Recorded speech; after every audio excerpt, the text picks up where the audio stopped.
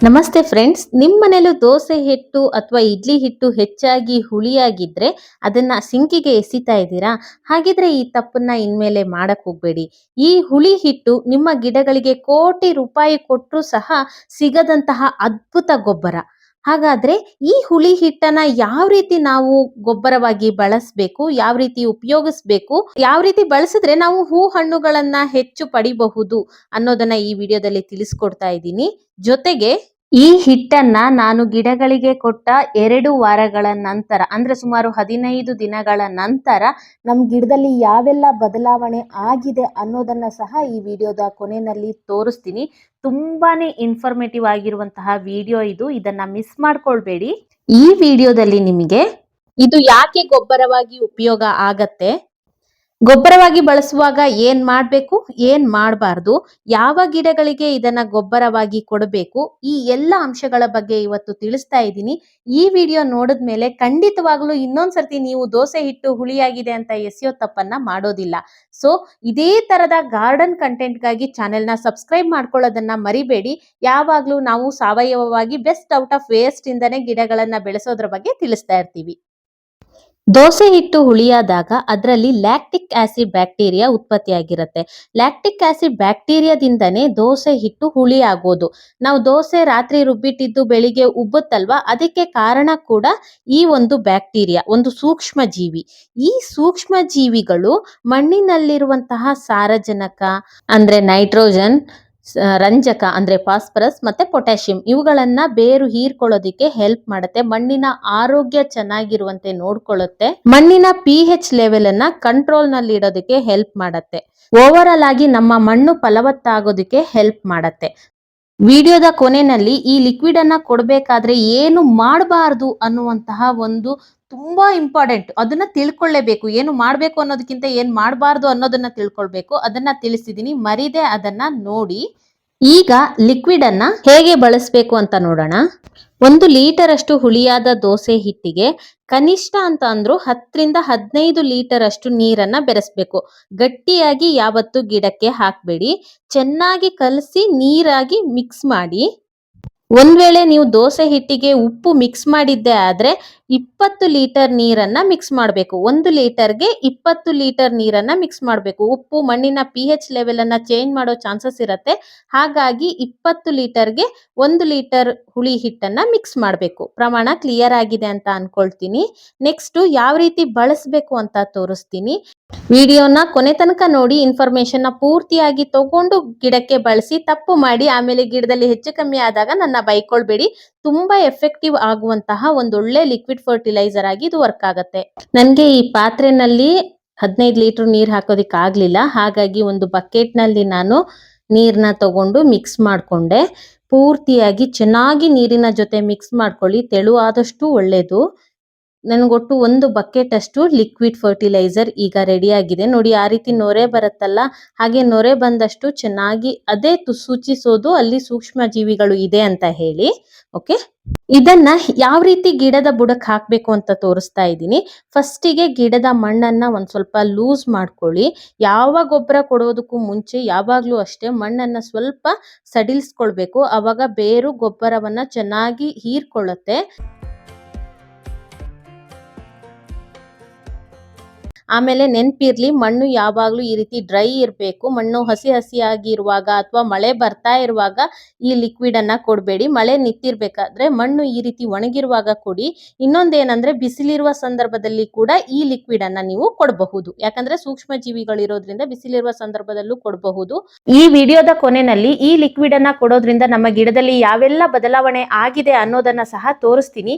ಈ ವಿಡಿಯೋಗೆ ಮರಿದೆ ಒಂದು ಲೈಕ್ ಮಾಡಿ. ಯಾಕಂದ್ರೆ ನಿಮ್ ಮುಂದೆ ಈ ವಿಡಿಯೋನ ಪ್ರೆಸೆಂಟ್ ಮಾಡೋದಕ್ಕೂ ಮುಂಚೆ ನಾನು ಸಾಕಷ್ಟು ರಿಸರ್ಚ್ ಮಾಡಿ ಸಾಕಷ್ಟು ಇನ್ಫಾರ್ಮೇಶನ್ ಗಳನ್ನ ಕಲೆಕ್ಟ್ ಮಾಡಿ ನಿಮ್ ಮುಂದೆ ಪ್ರೆಸೆಂಟ್ ಮಾಡ್ತೀನಿ. ಈ ಶ್ರಮಕ್ಕೆ ನಿಮ್ದೊಂದು ಲೈಕ್ ಇರ್ಲಿ. ಓಕೆ, ಪ್ರಮಾಣ ಎಷ್ಟು ಅಂತ ಅಂದ್ರೆ, 1 ಪಾಟ್ ಅಲ್ಲಿ 1 ಗಿಡ ಇದೆ ಅಂತ ಅಂದ್ರೆ 1 ಲೋಟದಷ್ಟು ಲಿಕ್ವಿಡ್ ಅನ್ನ ನೀವು ಕೊಡಬಹುದು.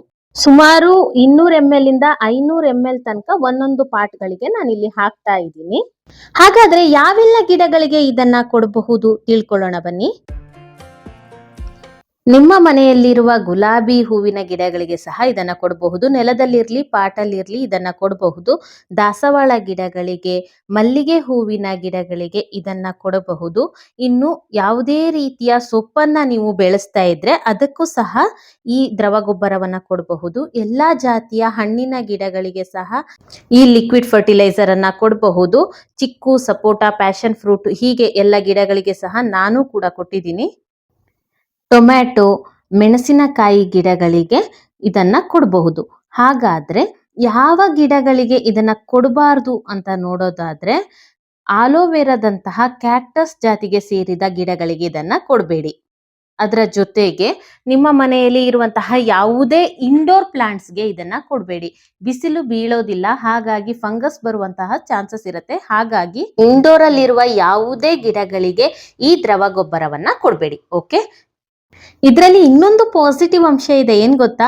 ಗಿಡಗಳಿಗೆ, ಅದರಲ್ಲೂ ಅವರೆಕಾಯಿಯಂತಹ ಗಿಡಗಳಿಗೆ ಈ ರೀತಿ ಬ್ಲಾಕ್ ಕಲರ್ ನ ಅಫಿಡ್ಸ್ ಗಳ ಕಾಟ ತುಂಬಾ ಜಾಸ್ತಿ ಇರತ್ತೆ. ನೀವು ಫ್ರೀಯಾಗಿ ತಕ್ಷಣಕ್ಕೆ ಒಂದು ಪೆಸ್ಟಿಸೈಡ್ ರೆಡಿ ಮಾಡ್ಬೇಕು ಅಂತ ಅಂದ್ರೆ ಇದರಿಂದ ರೆಡಿ ಮಾಡಬಹುದು. ಹೇಗೆ ಅಂತ ಅಂದ್ರೆ, ಇದನ್ನ ಇನ್ನ 2 ದಿನ ಚೆನ್ನಾಗಿ ಹುಳಿ ಬರೋದಕ್ಕೆ ನೆನ್ಸಿಡಿ, ನೀರಿನ ಜೊತೆ ಮಿಕ್ಸ್ ಮಾಡಿ ಸೇಮ್ ಪ್ರಮಾಣದಲ್ಲಿ ಅದನ್ನ ಮರಿದೇನೆ ಸೋಸಿ ಈ ಗಿಡಗಳಿಗೆ ಸ್ಪ್ರೇ ಮಾಡಿ.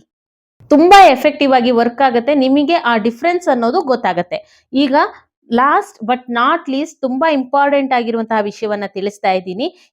ಈ ಹುಳಿ ದೋಸೆ ಹಿಟ್ಟನ್ನ ಕೊಡ್ಬೇಕಾದ್ರೆ ನಾವು ಏನನ್ನ ಮಾಡಬಾರ್ದು ಅನ್ನೋದನ್ನ ತಿಳಿಸ್ತಾ ಇದ್ದೀನಿ. ದಪ್ಪವಾಗಿರುವ ಹಿಟ್ಟನ್ನ ಗಿಡದ ಬುಡಕ್ಕೆ ನೇರವಾಗಿ ಸುರಿಬೇಡಿ. ನೀರಿನ ಜೊತೆ ಯಾವಾಗ್ಲೂ ಅಷ್ಟೇನೆ, ನೀರಿನ ಜೊತೆ ಡೈಲ್ಯೂಟ್ ಮಾಡಿನೇ ಗಿಡಕ್ಕೆ ಕೊಡ್ಬೇಕು.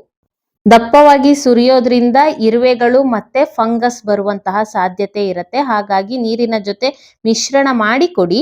ಇರುವೆ ಮತ್ತೆ ಫಂಗಸ್ ಬರೋದಕ್ಕೆ ಅವಕಾಶ ಮಾಡಿಕೊಡ್ಬೇಡಿ.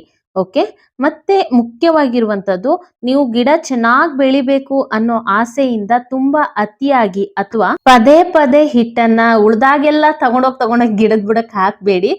ಕನಿಷ್ಠ ಅಂತ ಅಂದ್ರು 1 ತಿಂಗಳಲ್ಲಿ 1-2 ಸರ್ತಿ ಅಷ್ಟೇ, ಅಷ್ಟು ಮಾತ್ರ ಕೊಡಿ. ಅತಿ ಆದ್ರೆ ಅಮೃತ ಸಹ ವಿಷ ಆಗತ್ತೆ. ಹಾಗಾಗಿ ಅತಿಯಾಗಿ ಕೊಡಬೇಡಿ, ಪದೇ ಪದೇ ಗಿಡಗಳಿಗೆ ಕೊಡಬೇಡಿ. ತಿಂಗಳಿಗೆ ಒಮ್ಮೆ ಅಥವಾ 2 ಬಾರಿ ಮಾತ್ರ ಕೊಡಿ. ಅಂಡ್ ಆಗ್ಲೇ ಹೇಳ್ದ ಹಾಗೆ ಇಂಡೋರ್ ಪ್ಲಾಂಟ್ಸ್ ಗೆ ಇದನ್ನ ಕೊಡಬೇಡಿ. ಈ ಲಿಕ್ವಿಡ್ ಅನ್ನ ಕೊಟ್ಟ 2 ವಾರಗಳ ನಂತರ ಗಿಡದಲ್ಲಾದ ಬದಲಾವಣೆಗಳನ್ನ ನೋಡೋಣ. ನೋಡಿ, ಗುಲಾಬಿ ಗಿಡದಲ್ಲಿ ಎಷ್ಟು ಚಿಗುರುಗಳು ಬಂದಿದೆ ಅಂತ ಹೇಳಿ. ಕೇವಲ ಒಂದು ಗಿಡ ಅಂತ ಅಲ್ಲ, ಬೇರೆ ಬೇರೆ ಎಲ್ಲ ಗಿಡಗಳನ್ನ ನಿಮ್ಗೆ ತೋರಿಸ್ತೀನಿ. ಎಲ್ಲದರಲ್ಲೂ ಸಹ ಹೊಸ ಚಿಗುರುಗಳು ಬರ್ತಾ ಇದೆ. ಅಫ್ಕೋರ್ಸ್ ಪ್ರೂನಿಂಗ್ ಸಹ ಮಾಡಿರ್ಬೇಕು.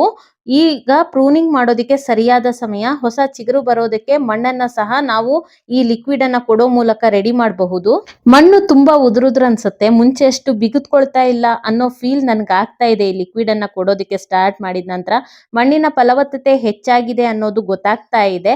ಅಂಡ್ ಕಾಯಿಗಳು ಸಹ ಚೆನ್ನಾಗಿ ಬಿಡ್ತಾ ಇದೆ ನಮ್ಮ ಚೇಪೆಕಾಯಿ ಗಿಡದಲ್ಲಿ, ಪೇರ್ಲ ಗಿಡದಲ್ಲಿ.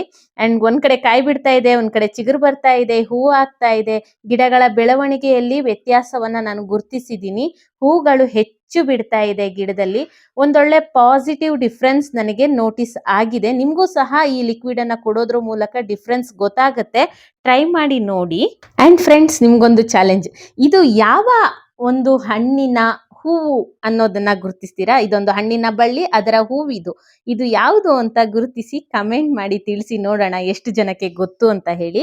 ಓಕೆ, ನೋಡಿದ್ರಲ್ಲ ಸ್ನೇಹಿತರೆ, ₹1 ಕೂಡ ಖರ್ಚಿಲ್ದೇನೆ ನಿಮ್ಮ ಮನೆಯಲ್ಲಿ ಲಭ್ಯ ಇರುವಂತಹ ವೇಸ್ಟ್ ಅನಿಸಿಕೊಂಡಿದ್ದಂತಹ ದೋಸೆ ಹಿಟ್ಟಿನಿಂದನೇ ಗಿಡಗಳನ್ನ ಹೇಗೆ ಆರೈಕೆ ಮಾಡಬಹುದು ಅಂತ ಹೇಳಿ.